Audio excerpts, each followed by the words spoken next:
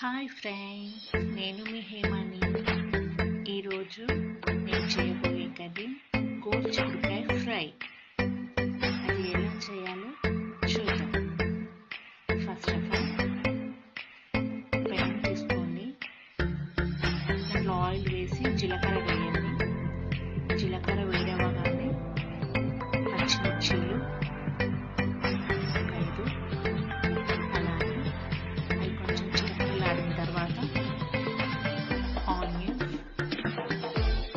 1, అవి కొంచెం బ్రౌనిష్ రాగానే అల్లం వెల్లుల్లి పేస్ట్ 1 స్పూన్, పసుపు 1 స్పూన్ వేసుకొని కలపండి.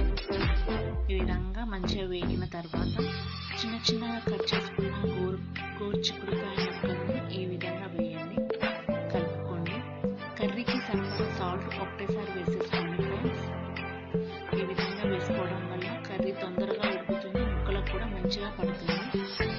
సో ఈ విధంగా కలుపుకొని మూత పెట్టేసుకోండి. అది ఆవిరికి ఫ్రై అవుతుంది కర్రీ. చూస్తారు కదా ఫ్రెండ్స్, ఫ్రై అయింది కొంచెం. సో ఇప్పుడు మనకు తగ్గ కారం, మనం ఎంత తింటామో కారం క్వాంటిటీ తెలుసు కదండి. కారం వేసేసుకొని ఒక 10 నిమిషాలు అయ్యాక చూడండి మంచిగా ఫ్రై అయిపోతుంది. ఇక మూత పెట్టకండి. నేనైతే ఫ్రైలో కొబ్బరి పొడి వేసుకున్నాను. మా పిల్లలు కానీ మా హస్బెండ్ కానీ చాలా ఇష్టంగా తింటారు కొబ్బరి పొడి వేయడం వల్ల. మంచి టేస్ట్ కూడా వస్తుంది. సో నేను కంపల్సరీ వేస్తాను. గోరుచిక్కుడుకాయ ఫ్రై అంటే కొబ్బరి పొడితోటి చాలా బాగుంటుంది. కర్రీ చూసారు కదండి, దగ్గర పడింది. లాస్ట్లో కొత్తిమీర వేసేసుకొని కలుపుకోవాలి.